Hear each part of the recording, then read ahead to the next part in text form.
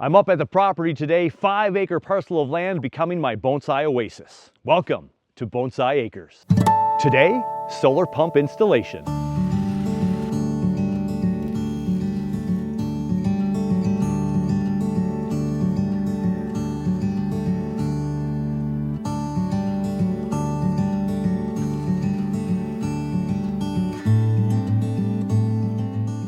Welcome to Bonsai Acres.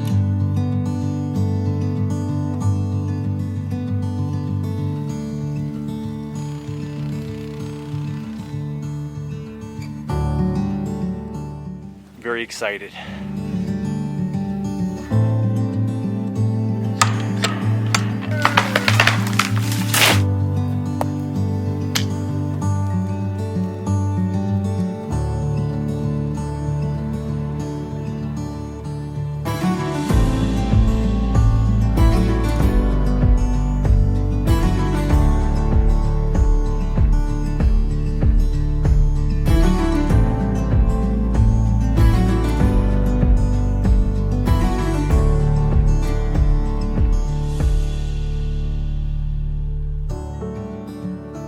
So before we get to the action up here at the property, I got to take a couple of steps backwards when I had to do some work on the pump system. I had to add that filter and I had to lay everything out just to see if I would know what I'm doing before coming up here today. Here is the pump. It is a 3-inch pump in diameter and it's going to go down a 5-inch well. Now the problem with my well, when they tried to blow out my well, there was a lot of sand. And so sand inside moving parts is never a good thing. So we have to try to prevent as much sand as possible from coming into the pump. The part that moves, that sucks in the water, is guaranteed for life. It came with 2. Now they've upgraded the material on that piece that spins, and they sent me 2 more. So I have 4. Even if I use 1 per year, I've got a pump that'll last me 4 years. And remember everybody, I'm only gonna be up there watering with the pump probably 2 to 4 times a month. Here's where the water comes in, and it's very solid construction. But I had to investigate into some more screening. I did my research, and a lot of the products were made of plastic. And with pressure from a pump, our concern there, it would be a little bit too, have a tendency to kind of disfigure, disform, and to get sucked in with the pressure if there's a lot of pressure. And so this is a product that is called a stainless steel filter. I got 2 of them. And these weren't cheap. These were about 50 bucks a crack. So I got 2 of them because 1 isn't enough. 2 is perfect. They also had to fit around a 3-inch diameter pump. Beautifully fits in there. Really strong construction. Now, there's the screen on the outside, and I don't know if you can see on camera, probably not, but inside the screen, the real fine 300, I don't even know what the terminology is again, is another metal mesh in there that's bigger. So the inner mesh has holes maybe, a couple millimeters in thickness, but I can't fit it through there. So I have to butt these 2 together, and let's see if we can cut one of these edges off.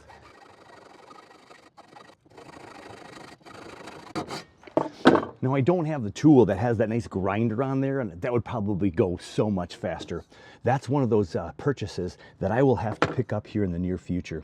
But I am making a little bit of headway here. Let's see. Once we break through, then it's always much better to cut after you break through that initial solid piece of metal.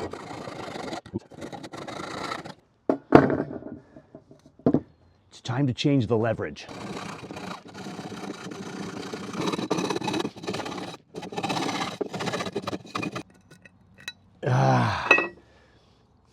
Not too bad, not the straightest cut in the world, but 2 are going to be cupped together, and then we're just going to tape them on up.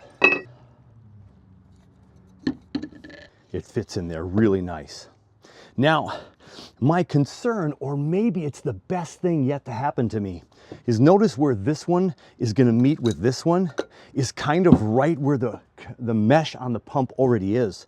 And if I have tape covering this portion of it, it might affect the draw of water. However, that means less sand will go in there. So maybe the water will get sucked up through here and go up into the pump and down here into this pump. But the part right outside this mesh will be kind of covered with some tape of some sort, probably an electrical tape or a window seal type tape.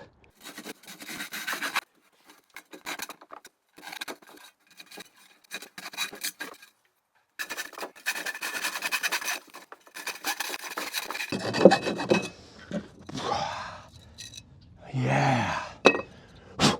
Okay, a little more crooked, but we got it done. All right. Now, the only other conundrum that I haven't measured yet is this hole big enough to fit around this fitting. Oh, it's not quite there. So all the pieces parts will have to be fed through here, and very carefully. And I have to be careful here because I don't want to scratch the casing around the electrical wires. So I want to go nice and gentle. I do have some pond liner, almost like an inner tube, and I could put the pond liner around here and then tape that on. And that pond liner will help protect from the tape being charred, and then the tape will hold it onto this unit, and then we hope we can, and then I need to get one of those hose clamps, a big one, and I'll clamp it on so it'll stay on. If the tape doesn't stick to this after a long time under the water, the hose clamp would keep it on. I could put one up here and put one down here. So I could put two of those on, holding the pond liner. And the tube has to fit through this hole. This goes through right now. We'll make the hole bigger or carve the other side. We'll tape this securely again with some pond liner perhaps, and then some clamps.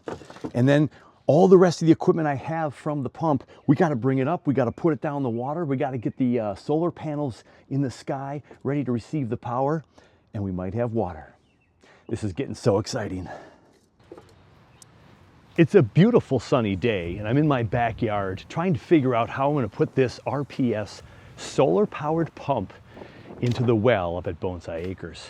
I got to try to figure out some of the puzzle before I drive up there and think about forgetting things. So I got to make my list and, let's try to daisy chain this thing together and maybe even turn it on. I believe I have everything in front of me that I will need except for my solar panels to set this up. Now I have the panels in the garage. I could set one up today. We could put the pump in my pond. We could pump up water today to see if it works. So I've got the charging station right here, and here are the cables from solar. I've got the splits that'll go into there, positive and negative. This is a ground lug kit, so I need a grounding rod, and I'm going to put that in the ground, and this connects to the system, goes to the grounding rod, so if there's any electrical storms, I can go ahead and I cannot damage my system if it gets hit by lightning. I have two sensor cables 100 feet long, and these are going to go to the bottom of the well, and when it senses the water is low by going away from the sensor and the water's down here, it's going to shut off the pump. So the well will never go dry. There's also a fill one. So if you have a tank that you're filling, which I might end up on my property having one, when the tank gets full to the top and it reaches the sensor, it shuts it off. The rope is going to be tied around here, follow it all the way up so I can yank everything up and have a little bit of strength here, kind of a safety harness. This is a mounting kit on a pole. I have my A-frame, and actually now that I see that, two round hose clamp things that I can put around my filters so I don't have to go buy those. That's fantastic. The helical pump right here with the mesh there, going to take the water up and bring it up. So this is going to go down at the bottom of the well. This goes all the way down to this heavy duty, especially underwater cable. It is insulated for underwater. We're going to strip these wires and we're going to connect these rubber gasket things that will go on each of these tubes, each of these wires. It'll come down the wire. We'll connect the two wires. The tube will be around the wire. And then I just discovered my wife had a butane torch, and we go ahead and we warm that up, and then the rubber gasket-ish thing kind of shrinks down, shrink wraps right on there, and holds it on, and it's waterproof. 20 feet of extra solar cable, the sensor splice kit. If I don't need all this cable, I can wind it up at the source, or I can splice it and I have, again, waterproof protection if I have it in water. Right in here is the special helical pump. It's all wrapped up. I'm gonna put it back in its container. Thread tape, I won't put that on today. Some more hose clamp and some barbs. I'm gonna need this today to practice. And here's a 3/4 to 1 hose clamp and barb. Now I don't think I'm gonna need this one because I am doing 3/4 inch. I'm not going to 1, but I wanna have all these out so I know what I'm doing. Yeah, that's a thick one. So we've got 3/4 to 1, and this is a 3/4 right there.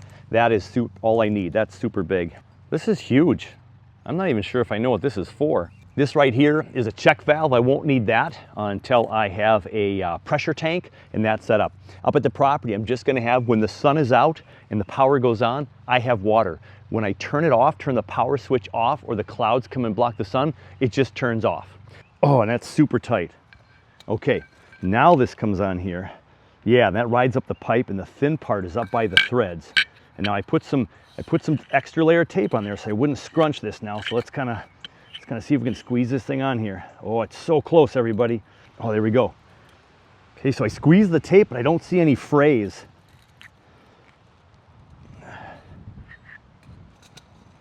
Oh, look at that, everybody. So I don't have to cut this off. Oh my gosh, that is such a relief. Good news. I don't have to cut this off at all. And then we wrap our electrical and our rope all the way 75 feet, well, 60 feet. I'm only gonna put it 60 feet down, 60 feet of this, and then water comes out the other end. Okay, so this is down below, and then it comes out this other end, and then we have the other system. Okay, so what am I missing? Because I need one more small for this to connect to my hoses and stuff. Any concept of what's going on with this guy right here. So this is like a T-bar. So this will come out of the pump house. We need this to go down to 3/4 inch. All right, so that's there. This comes out of the hose, out of the well. This is a blockage. This goes to my watering system. Those are 1 inch. Those are too big. All right, so I'm kind of at a stuck point already. Good thing I'm not up at the property. All right, time for the manual.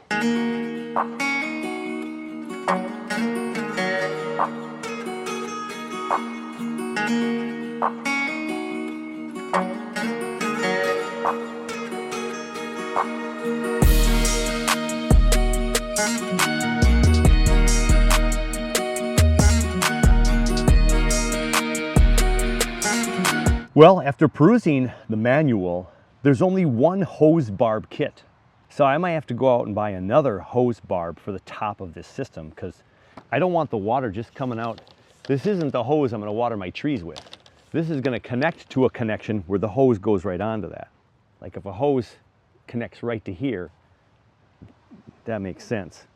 I have no idea what this is for. And these are for bigger systems, and I have no idea what that T is for at this point. The only thing that has a direction on here for that section is using the hose barb included in your kit and Teflon tape, screw the 3/4 inch male thread of the hose barb coupling into the female NPT pipe thread outlet of the pump. Okay, but that's to here. What do I do on the other end? See, I wonder if this is supposed to go in here and this is supposed to be for the end. Yeah, this would be for the pipe right here. So this just extended it, which made this system work a lot better. So either you could go buy another extension, or that's just fine and dandy. And I just need to go find an adapter that's like this pressure valve to put this on, to put my pump on. That's what I'm gonna end up doing.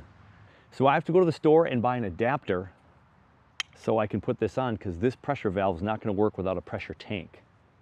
I didn't need the big clamps that was gonna hold on my box to the power pole. So lo and behold, they fit around here quite nicely. So I'm going to use some leftover pond liner, and kudos to my father, who's a guy who has saved so many things in his life. And sometimes I've said, probably under my breath, my gosh, can we get rid of some of this stuff? And guess what? I need some of that stuff. I do want to put a little bit of electrical tape to hold it in place. I don't want to block up too much of the holes, but there'll be plenty of open spots here. And I've got 2 of these clamps. So what I'm going to do is I'm going to put one clamp on one side and one clamp on the other from where they connect.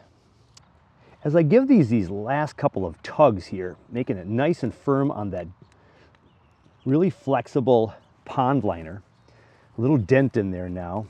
This is still intact. And here we go. I have a pump now that's completely sealed with a 300 micro mesh. So this 300 micro mesh is going to keep out as much sand and silt as possible. It's even finer than the mesh that goes around where the helical pump spins around. The cable's ready to go. I've got my extender with the Teflon tape already down there. That is good to go. This I will connect to the hose to bring all up 60 feet. And then we'll get another adapter here so I can have one more of these guys to then put on a hose and be able to turn off and on my hose from the source with an on-off switch. Now, the only question is, would these stick out too far for a 5-inch setup? So the pump inside is 3 inches. I believe this is a 4-inch opening, so that's an extra inch I would have. And I've only got about 1/4 to a 1/2 inch with these screws right here. So I think those are just fine and dandy. And so one of the things I noticed in the videos, the how-to videos, they do wrap a lot of things with this electrical tape, so we make sure we have no parts that can kind of scratch things and cause problems. So I'm just going to go ahead and I'm going to tape this right down to the pond liner with a couple of wraps of electrical tape. There we go. That pump is ready to go down. Maybe in my pond, if I have enough time later today, we'll get this thing hooked up to the power box and just see if we can turn this on or not. We don't need any of the sensors. We don't have to worry about that. It's just going to be power on, power off. That'll be really exciting. I got everything in the bin that I need. I can put the pump in the bin. This has been fantastic. This makes me want to go to the property right now with this glorious sunshine and set it up, but I do have to wait. Okay, I think we're all set up to get started. We're going to try to create our array of solar panels before the rain comes. So I've got the 2x4x10 treated green lumber for the width left to right. And so now I have to create the up and down. We have to make some cuts, do some drilling, and we'll have these panels put on in no time.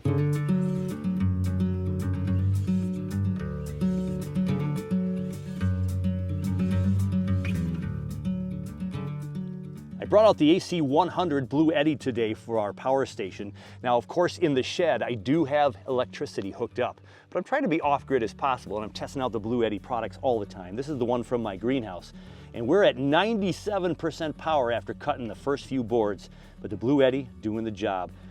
Takes a few seconds for the blade to warm up, but it's handling the power just fine. Okay.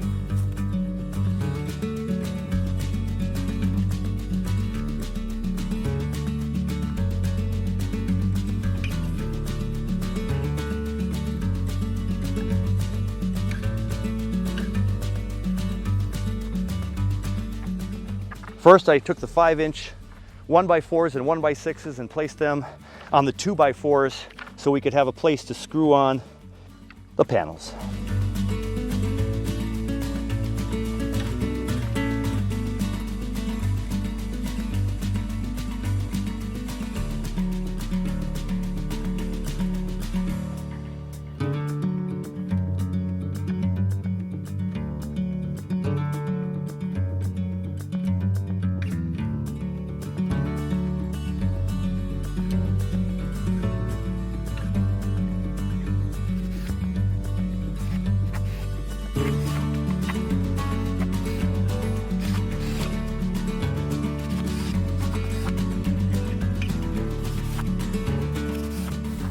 Watch your step and watch that extra 2x4 sticking out. After putting the wood frame together with the 1x4s, 1x6s, and 2x4s, Kale and I were able to put all the brackets onto the panels. We're going to tighten them down tighter in a little bit, but first we want to make sure that the wood structure got on here. And sure enough, it was a pretty good fit. With him holding one end and me holding the other, I was able to get the first couple of hinges on and then put the rest of the hinges on. And so right now in the wintertime, this will just rest right against the A-frame. But now in the summer here, we're gonna have to get a contraption where we can just go whoop. This will go straight up and down if we want it to, but for the summer, it's gonna be right about here. And so we'll put some 2x4 from this 2x4 and that 2x4. It'll just come and it'll just hold this up tight. And then I'll put some brackets so the wind doesn't make it go. We don't want that either, so we want it to be nice and sturdy, and so we'll secure those too with some kind of bracket system, L brackets when they're in that position for the summer. And then in the wintertime, I'm not gonna be up here pumping water, so I'll take all the panels off, store them in the shed, and then this will just sit here and the snow will be on here, and we will get a coat of stain on here or paint at some point. I'm thinking I'm gonna go a real dark color, so it just blends in with the forest a little bit better because it's a little bright right now and obnoxious. So we have to tighten up those brackets on the solar panels, and then we're gonna have to put them on here, get all the cables hooked up, and we're that much closer to getting our pump set up. The tubing here has to go into the well eventually to see if we can get this thing going. But first of all, we got this thing laid out, trying to get it a little bit unkinked. It came in a big old circular formation. And so we have to make sure this thing gets a little bit warmer with the heat and lays out a little more flat so we can get it in the ground. Now, rain is all around us. It's been in the forecast. Actually, when we came up here, driving up 35, literally 35 was the divider between rain and no rain. The sun was out my left driver's side window, and straight ahead of us was the edge of the clouds, and we got a few drops coming into the property. But right now, I think we have a break. We might get the solar panels installed before we get wet.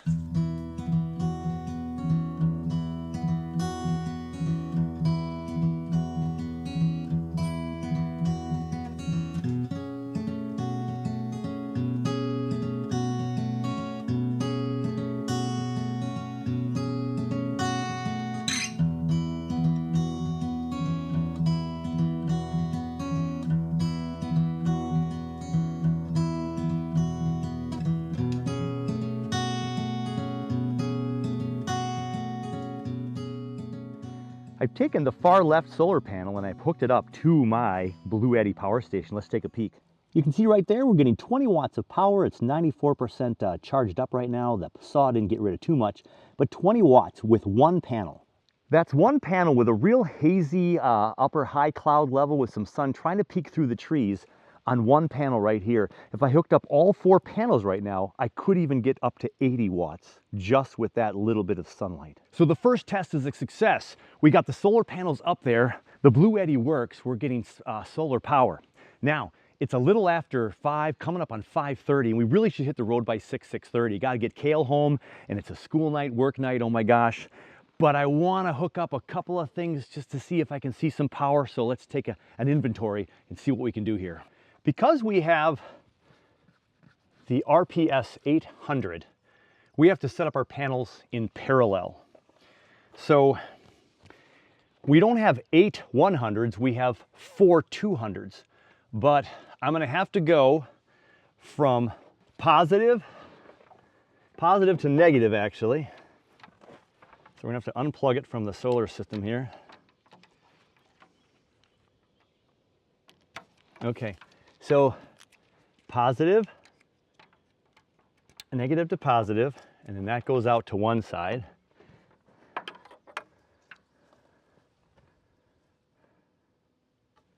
And then this one has to do the same. These two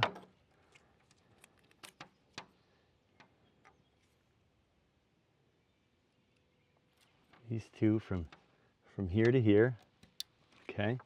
And these two cannot connect. So if we connected all of these together, loop-de-loop-de-loop-de-loop-de-loop, that would be called a series. And we don't want a series on this guy. We actually want parallel. So we want these 2 units, 2 and 2, to be parallel to the system. So this is the negative and that's the positive. So I need my Y clips, my adapters, and we'll be able to connect that. Positive and positive to make positive. There's the positive. And here's the negative and negative to make negative. Okay, so negative and negative from the 2 arrays set up next to each other in parallel, negative, negative into this Y split, positive, positive into this Y split, and then there's my 2. And then I ordered some extension cable to make sure I'd have enough to go on to the other side. And so now we have the positive side going into the positive side, and we have the negative side Oops, wrong side of the negative side. Here we go. And the negative into the negative. Okay? All right. So the positives that went off to the right are into the positive. The negatives that went off to the left are on the negative. We can curl all this up into the system at another point, but we're just going to bring this over here to the Blue Eddy, plug it in, and see what we've got. I have my adapter cord from the Blue Eddy, and we have our 2 connection points, positive and negative. And the nice thing about the Blue Eddy, regardless of the voltage of this system here, it's only rated to take a certain amount of voltage, so it won't take any more. So everything's good on that end. Turn it back on, and we'll plug it in. We heard the click of engagement. The sun is behind clouds. 34 watts instantly. 73 watts instantly. And we have hazy sun through the clouds at the worst angle possible. If you can all see my hand here, here's the solar panel faces. The sun's like here. So when the sun's up there, this thing is going to be a whole bunch of watts. So 75. So we almost got 20 per panel, and the sun is behind some high-level clouds and at one of the worst angles of the evening. 74 watts. Let's lift it up. We're lifting up the solar panels, getting a little bit more direct sunlight. 78 watts. 115 watts. Right there. Hazy sun at a horrible angle, 115 watts. So even right here this time of the day, I could be recharging this Blue Eddy slowly but surely if nothing's taking any energy from the Blue Eddy, if nothing's plugged in and running. So that's fantastic. So this is good news. It's a good start, but it's already 5:30, past 5:30. We really should hit the road by 6:30 latest.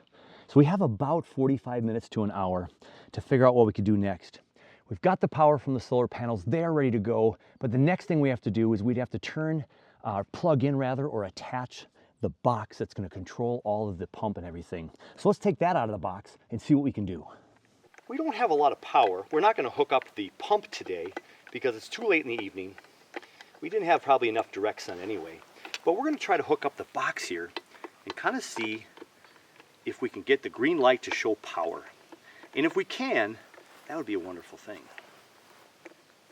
And all I have to do is plug in the cables to the adapters that already come right on the RPS power box here. So if I go ahead and take off our cover, right there, here we go.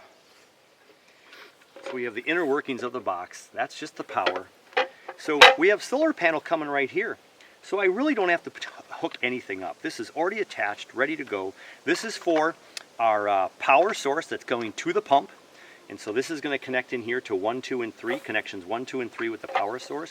Now this is a battery. We can hook up a battery, so we can hook cables from here to our batteries and run this off of battery if we choose to do that, which would be something like this unit right here. But I believe we have to use just a 12-volt battery with this, and I don't know if the Blue Eddy will be conducive to making this work. I have to do some research.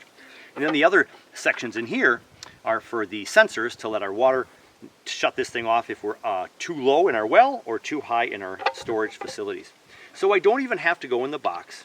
So let's go ahead and make sure we don't lose these. Like I just dropped that one right there, and the screwdriver. And let's get these back so we don't lose them for the next time I come up when we do the grand test.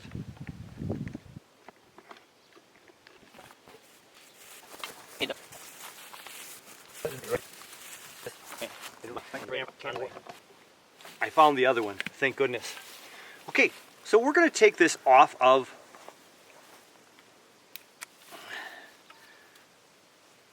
the solar panel. There we go.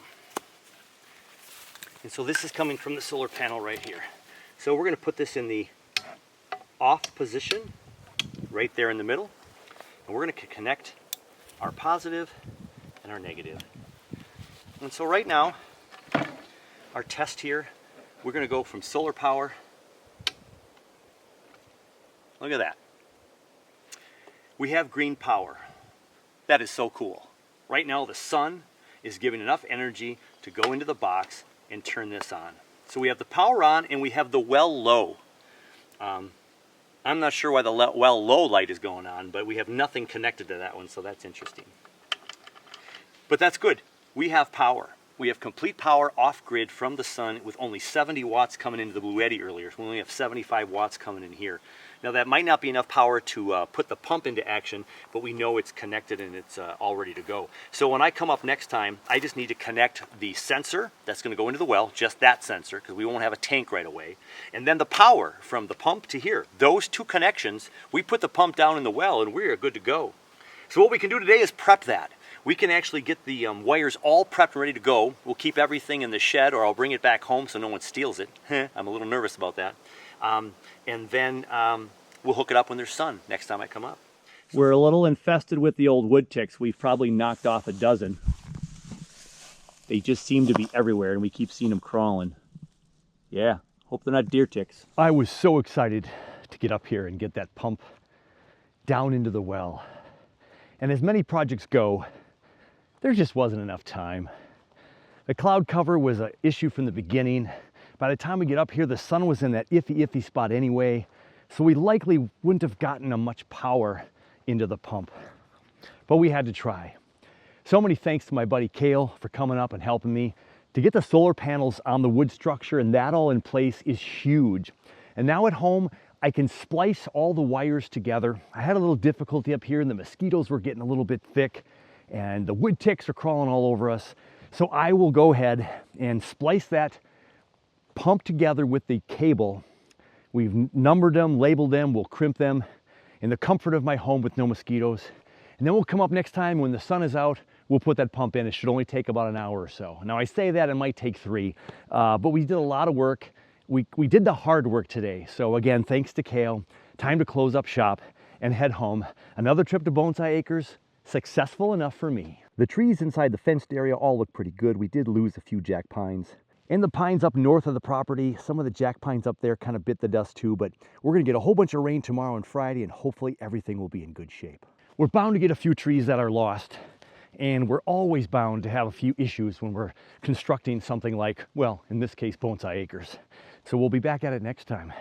The A-frame has all of the panels on there. They are looking snug, and the teeter-totter system is gonna work great. That's all we can do for today. Until soon.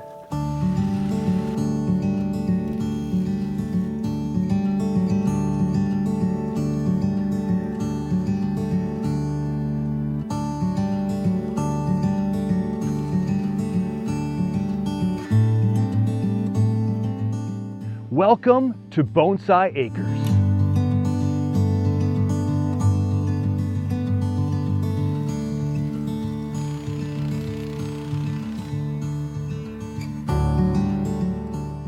Very excited.